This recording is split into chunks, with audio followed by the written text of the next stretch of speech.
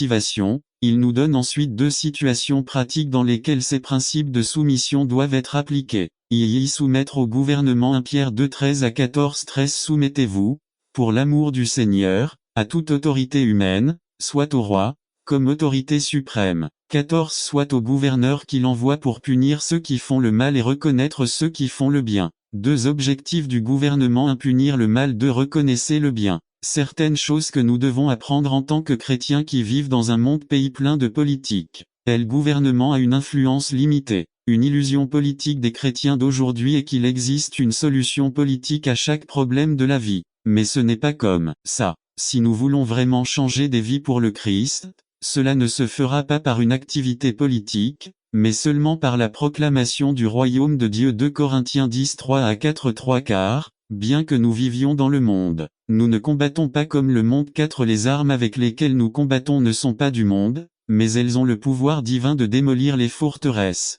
Nive Le royaume de Dieu n'arrivera pas sur Air Force One.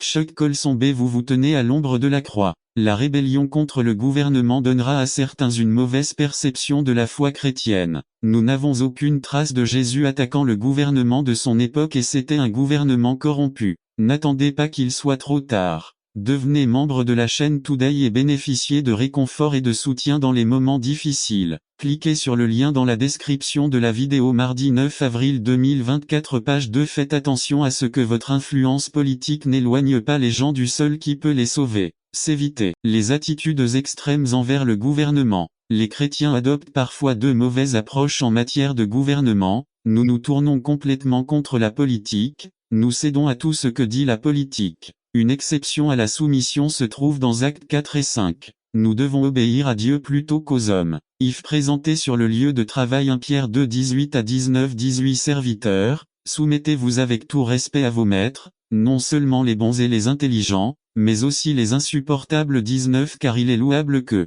par sens de responsabilité devant Dieu, on endure des épreuves, même si on souffre injustement. Alors que les chrétiens n'ont pas un esprit de soumission sur leur lieu de travail, cela peut ruiner leur témoignage. La soumission sur le lieu de travail doit être une tâche intentionnelle, car beaucoup de gens se rebellent naturellement contre l'autorité. N'attendez pas qu'il soit trop tard. Devenez membre de la chaîne Today et bénéficiez de réconfort et de soutien dans les moments difficiles. Cliquez sur le lien dans la description de la vidéo. 9 mars, avril 2024 Page 3. Résumé du pardon. Le pardon est une partie très importante du développement chrétien et quelque chose de nécessaire pour pouvoir aimer son prochain comme le Christ nous commande de le faire. Par Nestor Mangivard. Série sur le pardon. Aimer son prochain comme soi-même. Matthieu 6 12 Le grand commandement. Imaginez combien il était difficile d'être juif ou mettre de côté la circoncision même pour les adultes convertis. Vous ne pouviez pas manger de carnita ou de chèseburger. De nombreuses restrictions. Il y avait aussi beaucoup de cérémonies et diverses dîmes. Et la loi, il fallait la mémoriser.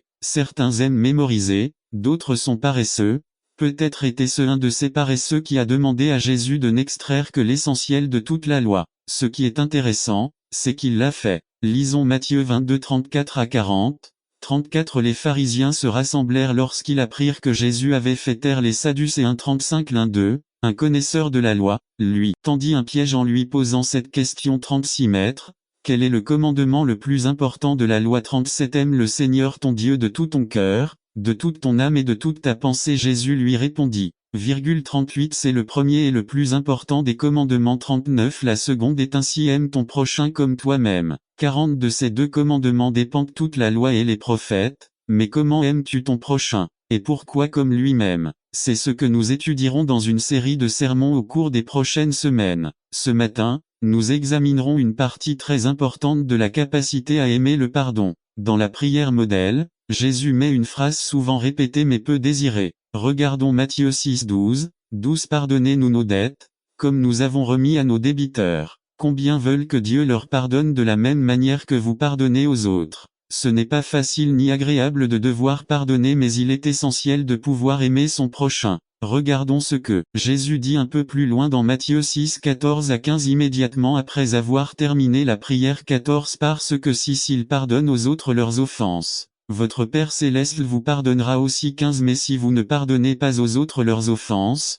les phrases, la terminologie et même dans les citations de Paul l'Ancien Testament, En particulier Genèse 15:6. Il a noté que Jacques a utilisé le même personnage comme exemple, Abraham 2. Et comme les conclusions des deux étaient totalement opposées, Luther a conclu que Jacques avait écrit pour critiquer Paul. Cependant, Luther ne réalisait pas que l'épître de Jacques avait été écrite 15 à 20 ans avant les Romains 3. D'autres personnes qui ont réalisé la fausse prémisse de Luther, depuis que Jacques a écrit pour la première fois, ont postulé que Paul voulait présenter une explication plus claire de la signification de la foi salvatrice sans l'intervention des œuvres 4. Comment pouvons-nous résoudre le problème des nombreuses similitudes entre Jacques et Paul, des similitudes dans le langage, tout en parvenant en même temps à des conclusions différentes? Qui a raison, Jacques ou Paul 5? En fin de compte, comment répondons-nous aux questions? Est-ce la foi ou les œuvres ou la foi et les œuvres? Dans le prochain sujet, probablement en janvier,